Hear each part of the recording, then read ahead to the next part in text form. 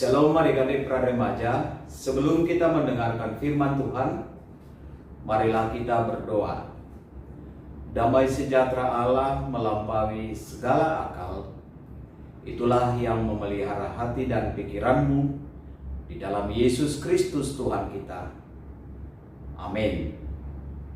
Adik-adik pra-remaja, firman Tuhan yang ditetapkan bagi kita semua dalam peringatan hari kematian Tuhan kita Yesus Kristus atau Jumat Agung yang tertulis dari Yohanes pasal 19 ayat 17 sampai dengan ayat yang ke-24. Mari adik-adik semua memperhatikan Alkitabnya. Saya membacakan untuk kita semua. Demikian firman Tuhan dikatakan. Sambil memikul salibnya, ia pergi keluar ke tempat yang bernama tempat tengkorak, dalam bahasa Ibrani Golgota. Dan di situ ia disalibkan mereka, dan bersama-sama dengan dia disalibkan juga dua orang lain, sebelah menyebelah, Yesus di tengah-tengah. Dan Pilatus menyuruh memasang juga tulisan di atas kayu salib itu, bunyinya, Yesus orang Nazaret, Raja orang Yahudi. Banyak orang Yahudi yang membaca tulisan itu, sebab tempat di mana Yesus disalibkan letaknya dekat kota, dan kata-kata itu tertulis dalam bahasa Ibrani, bahasa Latin, dan bahasa Yunani. Maka kata imam-imam kepala orang Yahudi kepada Pilatus, "Jangan engkau menulis Raja orang Yahudi, tetapi bahwa ia mengatakan, Aku adalah Raja orang Yahudi." Jawab Pilatus, "Apa yang kutulis tetap tertulis." Sesudah prajurit-prajurit itu menyalibkan Yesus, mereka mengambil pakaiannya, lalu membaginya menjadi 4 bagian untuk tiap-tiap prajurit, 1 bagian, dan jubahnya juga mereka ambil.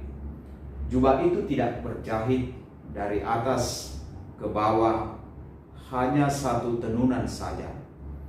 Karena itu mereka berkata seorang kepada yang lain, "Janganlah kita membaginya menjadi beberapa potong, tetapi baiklah kita membuang undi untuk menentukan siapa yang mendapatkannya. Demikianlah hendaknya supaya genaplah yang ada tertulis dalam kitab suci, mereka membagi-bagi pakaianku di antara mereka, dan mereka membuang undi atas jubahku." Hal itu telah dilakukan prajurit-prajurit itu. Demikian pembacaan firman Tuhan. Saudara-saudara yang terkasih dalam Tuhan Yesus Kristus, adik-adik pra-remaja, hari ini kita memperingati hari kematian Yesus Kristus atau yang biasa disebut dengan Jumat Agung.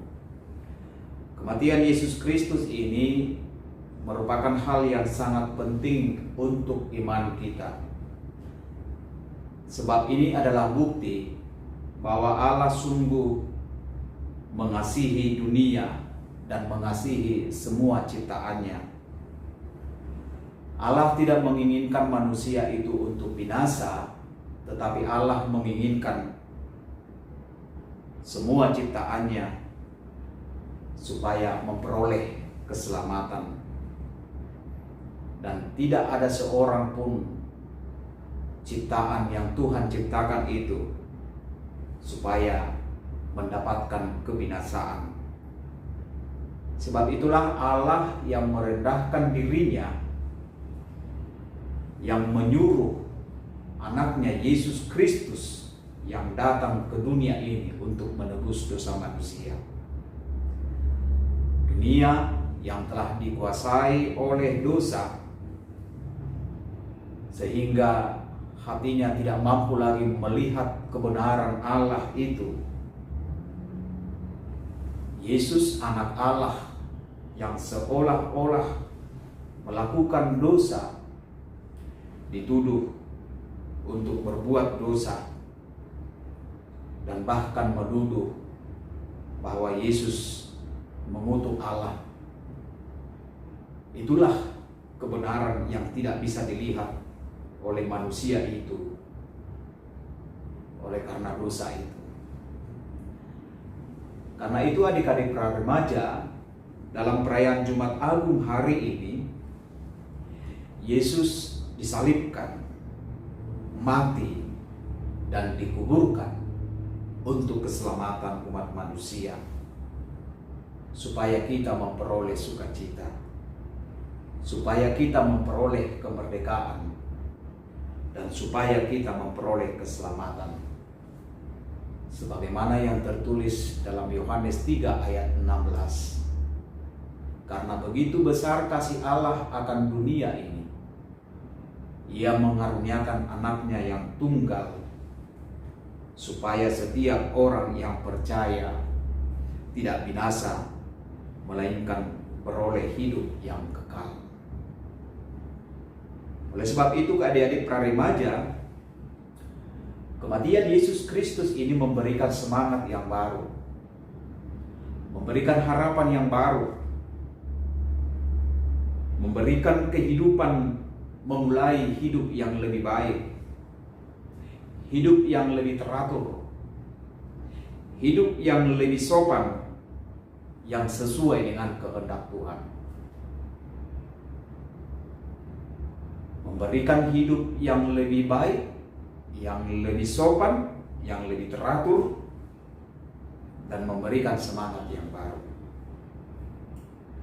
Adik-adik pra remaja, dalam firman Tuhan ini, para tentara yang ditugaskan menyalibkan Yesus,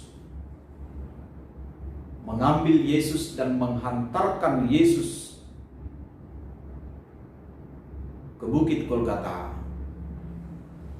dan mereka menyiksa, menghukum di atas kayu salib. Kayu salib itu yang merupakan tiang tegak. Dia ditempatkan di sana, dia diikat. Mereka memaku tubuh Yesus. Mereka mengikat, mencambuk. Bagi orang Romawi, bahwa hukuman salib itu adalah hukuman yang paling berat sekali, hukuman yang paling keji sekali. Bahwa orang yang disalibkan adalah melakukan kejahatan atau pelanggaran yang sangat besar, sehingga hukuman itu harus diterima oleh Yesus karena dosa manusia. Dan bukan hanya Yesus disalibkan di sana, tapi ada dua orang yang di sebelah kanan dan di sebelah kiri, dan Yesus berada di tengah-tengah. Dan Pilatus menuliskan sebuah kalimat yang mengatakan, Yesus orang Nazaret, Raja orang Yahudi. Tentunya bagi para orang Yahudi dan para imam-imam itu sangat keberatan apa yang dituliskan oleh Pilatus itu. Mereka mengatakan kepada Pilatus supaya tulisan itu tidak dituliskan. Tetapi apa dikatakan oleh Pilatus? Raja orang Yahudi. Yesus yang mengatakan itu. Dan Pilatus mengatakan, apa yang kutulis tetap tertulis. Dan prajurit-prajurit yang menyalibkan Yesus itu, mereka mengambil pakaiannya lalu membagi menjadi 4 bagian dari pakaian Tuhan Yesus itu. Namun jubah yang dipakai oleh Yesus itu, mereka mengundi siapa yang memenangkan dari yang diundi mereka itu. Dialah yang berhak mendapatkan jubah dari Yesus Kristus itu. Maka apa yang mereka lakukan itu semua sebagaimana yang tertulis dalam kitab suci. Mereka membuang undi atas jubahku. mereka membagi-bagi pakaianku di antara mereka. Itulah yang dilakukan oleh prajurit-prajurit itu. Adik-adik praremaja, apa yang perlu kita petik dari kisah penyaliban Yesus Kristus ini? Dari cerita Yesus yang disalibkan ini.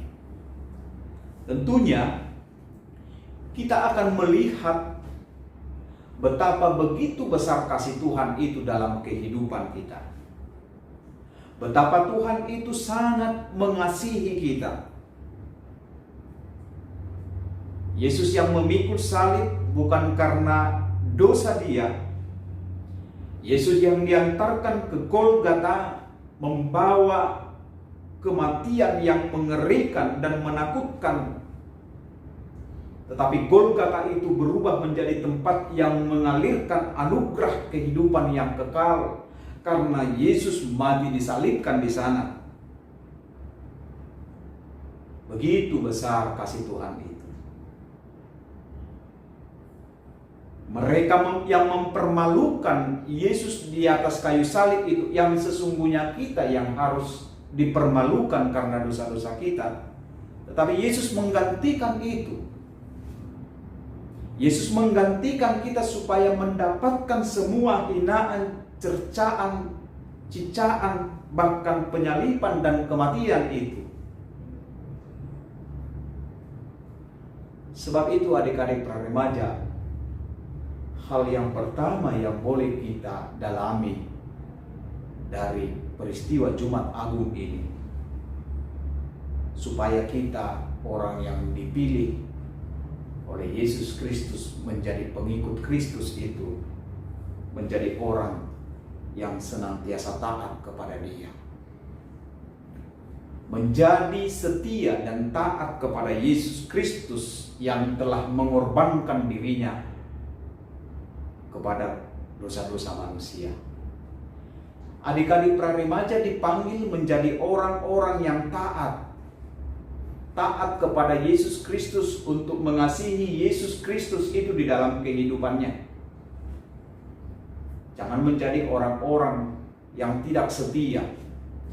Jangan menjadi orang-orang yang tidak mau setia mengikut Dia. Tetapi kita dipanggil menjadi orang yang setia, yang taat kepada Tuhan. Sebab Tuhan telah memberikan kasih-Nya kepada kita. Maka adik-adik, kalau adik-adik praremaja menjadi remaja Kristen atau praremaja Kristen, harus menjadi orang yang setia. Harus menjadi orang yang taat kepada Yesus Kristus yang telah mengasihimu. Jadi Yesus menunjukkan kasih-Nya kepada kita, dan kita juga harus setia mengasihi Tuhan itu dalam kehidupan kita. Maka apa yang diperbuat oleh orang-orang yang setia dan taat kepada Tuhan itu? Yang pertama itu, hidupnya harus lebih baik. Yang kedua itu, hidupnya sesuai dengan kehendak Tuhan. Jangan lagi berbuat yang melanggar kehendak Tuhan itu. Jangan lagi berbuat dosa di hadapan Tuhan itu. Itu menjadi orang yang taat, yang setia kepada Tuhan. Karena orang yang setia dan taat kepada Tuhan itu, dia menyadari dalam hidupnya kasih Tuhan itu sangat besar. Pengorbanan Tuhan itu di dalam Yesus Kristus itu sungguh sangat mulia sekali. Dan pertanyaan bagi kita adik-adik praremaja, sudah seberapa besar kasih kita kepadanya? Jangan-jangan jika ditanyakan kepada adik-adik praremaja, seberapa besar kasihmu kepada Tuhan? Kasih Tuhan itu sangat besar bagi kita. Sebab itu peristiwa atau kematian Yesus Kristus ini menunjukkan kasih Allah yang begitu besar dalam hidup kita. Yang kedua, adik-adik remaja, jika yang pertama kita diajak supaya menjadi orang yang setia dan taat, yang kedua, supaya kita hidup senantiasa dalam firman Tuhan. Hidup senantiasa dalam firman Tuhan mau mengajak kita lebih mengenal kasih Tuhan itu, lebih mengenal perbuatan Tuhan itu dalam kehidupan kita.